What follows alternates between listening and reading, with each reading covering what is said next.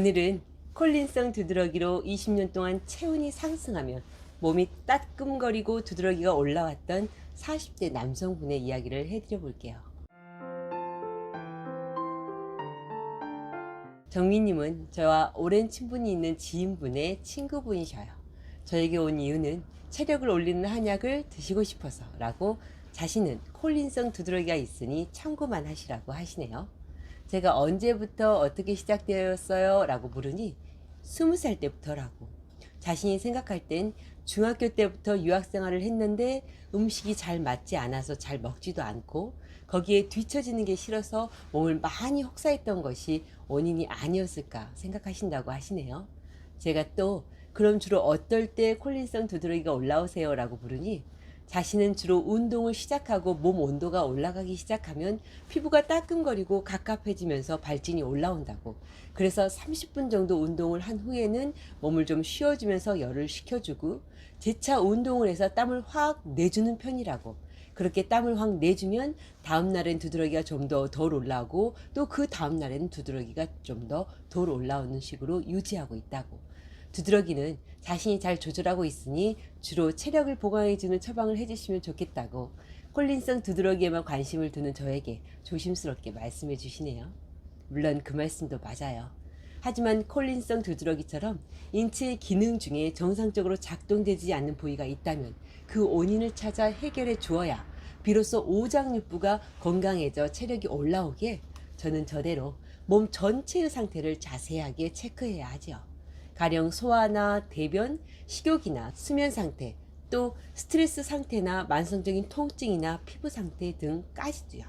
따라서 저는 어떤 이유로 한약을 드시러 왔다 하더라도 가장 먼저 잘 먹고 잘 자고 잘 싸게 하는 치료를 기본으로 만성적인 통증이나 염증 상태를 교정해 드리면서 약해져 있는 오장육부의 기능을 올려주는 치료를 해드리는 편이에요.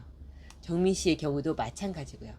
콜린성 두드러기로 땀이 잘 안 나고 몸에 열이 쉽게 차고 체력이 늘 차오르지 않는다고 느껴진다면 그 원인을 찾아 해결해주고 부족한 부분을 채워주어야 비로소 인체 스스로의 회복 능력이 좋아지고 약을 끊어도 쉽게 체력이 고갈되지 않게 되죠. 더불어 본인이 가진 다른 증상들도 저절로 좋아지게 되고요. 그럼 콜린성 두드러기 외에는 몸의 다른 곳에는 아무 이상이 없는 정민 씨의 경우 도대체 왜 20살에 갑자기 콜린성 두드러기가 발생하였고 이게 20년 동안 없어지지 않고 체력을 만드는 기능까지 약해지게 된 걸까요? 사실 정민 씨는 한국뿐 아니라 미국에서도 콜린성 두드러기를 고치기 위해 안 해본 치료가 없다고 했어요. 당연히 몸에 좋지 않은 음식은 지금도 조심하고 있고 몸에 무리가 안 가게 과로도 긴장이나 화도 잘 풀어지도록 마음 관리에도 신경을 쓰지요. 본인은 이렇게 노력했는데도 안 고쳐지는 걸 보면 콜린성 두드러기는 고칠 수 없는 병이라고 포기한 상태고요. 동양의학적으로 볼 때 정민 씨의 콜린성 두드러기는 중학교 때부터 유학생활로 몸과 마음이 많이 혹사되면서 체력도 혈액의 질도 현저히 떨어지면서 시작된 걸로 보아요. 정확히 표현하자면 혈허 상태와 긴장 상태가 복합된 상태였다고 하는 게 더 맞지요. 이 상태에서 어떤 이유에서든 냉기가 피부, 살갗으로 침입해 들어오게 되면 이게 쉽게 없어지지 않고 경맥으로 들어와 세포 사이사이 경맥층에 냉기가 전체적으로 퍼지게 되어요. 왜 추운 날 다리에 동상이 걸리면 이후엔 따뜻한 날씨에도 그 부분이 차지잖아요. 그게 몸이 허약해진 상태에서 냉기가 전체적으로 들어오면 몸 전체에 얇게 냉기가 씌워질 수 있어요. 마치 몸 전체에 얇은 서리가 낀 나무처럼요. 그리고 그렇게 우리 인체의 바깥 피부를 도는 경맥이 냉기에 의해 응축되어 버리면 이제는 몸에 열이 나더라도 땀구멍이 제대로 열리지 않게 되어요. 이런 상태는 주로 병이 시작된 추운 날에는 별로 증상이 나타나지 않아요. 하지만 봄이 되고 여름이 되어 운동이나 샤워, 긴장 등으로 몸에 열이 오르게 되면 냉기로 응축된 땀구멍이 열리지 않으면서 내부에 생긴 열기가 땀구멍으로 빠져나가지 못하고 갇히게 되면서 가슴에 열이 차고 피부에 열이 차면서 피부가 따끔거리고 부풀어 오르는 두드러기 증상이 나타나게 되죠. 실제 저에게 콜린성 두드러기로 오신 분 중에도 깊은 바다로 다이빙을 한 이후 증상이 생기셨던 분도 있으셨거든요. 정민 씨의 경우도 유학 간 곳이 너무 추워 어떤 날은 한 걸음도 떼기가 힘든 날이 종종 있었다고 했거든요. 또한 이러한 냉기는 비단 두드러기의 문제뿐 아니라 마치 나무 표면에 서리가 끼고 표면이 얼어붙으면 나무의 생명력이 약해지고 제대로 된 영양분을 만들어낼 수 없는 것처럼 인체 내부의 열 에너지가 제대로 만들어지지 못하고 부신의 기능 또한 억제되어 근본적인 혈액과 호르몬, 골수 생성 기능들이 약해지게 되어요. 그래서 콜린성 두드러기를 갖고 계신 많은 분들이 사실 체력도 보통 사람처럼 올라오지 않는 경우가 많지요. 마치 70%만 충전된 배터리처럼요. 따라서 정민 씨의 체력을 진짜로 올려주기 위해선 콜린성 두드러기의 원인을 없애주어야 돼요. 즉 혈액의 질을 올려주고 긴장된 혈관은 잘 이완되게, 더하여 냉기로 응축된 경맥은 활발하게 활성화시켜 주어야 하죠. 단 정민님은 오랫동안 인체 바깥을 도는 경맥이 막힌 상태에서 상체는 열이 차 있는 상태로 오래 경과되어 있으므로 상체의 열도 완만하게 내려주는 약초도 써야 하고요.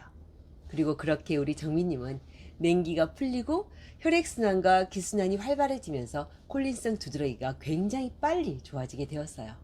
운동을 하기 시작하면 따끔거리고 피부로 올라오는 증상이 처음 10일 만에 60에서 70%가, 다음 10일 만에는 80%에서 90%가 완전히 덜해졌죠. 땀도 예전엔 삐질삐질 식은땀처럼 조금 났던 것이 지금은 운동을 하면 개운하게 땀이 제대로 나는 것 같다며 어떻게 한약으로 이렇게 빠르게 좋아질 수 있는 거냐며 운동으로 몸이 개운하니 체력도 한결 좋다고 이제는 불치병이라고 생각했던 콜린성 두드러기를 완전히 고칠 수도 있겠다는 생각이 드신다고 좋아하셨죠. 어떠세요? 원인을 제대로 파악하고 치료한다면 아무리 오래된 고질적인 콜린성 두드러기도 이렇게 빨리 좋아질 수 있구나 하며 놀래고 있지 않으세요? 하지만 사람마다 오장육부의 건강 상태가 다르고 냉기의 정도도 피부의 진액 상태도 다 다르기에 콜린성 두드러기가 모든 분께 이렇게 잘 고쳐진다고 말씀드릴 수는 없어요. 특히 병이 오래되었다면 상당히 오랫동안 혈액을 채우고 피부의 진액을 채운 후에야 냉기를 제대로 내보낼 수 있기에 완전한 치료를 위해선 몇 달이 걸리는 경우도 많지요. 참고로 우리 정민님의 치료가 빨랐던 이유는 평소 생활 습관이 나무랄 데 없었고 평소 혈액의 질이나 피부의 진액 상태도 상당히 건강한 편이어서 냉기를 없애주는 치료를 처음부터 제대로 하였기에 가능하였던 거였고요. 오늘 내용이 유익하셨을까요? 병원에서 콜린성 두드러기는 몸의 온도가 올라가면 체온을 내리기 위해 콜린이 분비되고 이렇게 분비된 콜린이 땀구멍을 열지 못하고 혈액의 과잉으로 축적되면 면역세포가 자극되어 히스타민이 분비되므로 두드러기가 올라온다고 말하죠. 오늘 저의 설명이 양방적으로 콜린이 분비되어도 왜 땀구멍이 열리지 않는지에 대한 고개를 끄덕일 수 있는 대답이 되었길 바라며 이것으로 오래 고생하신 분들께 병을 고칠 수 있겠다는 희망이 되었길 바랍니다. 오늘도 복을 부르는 감사한 하루 보내시고요. 그럼 다음 시간에 다시 만나요.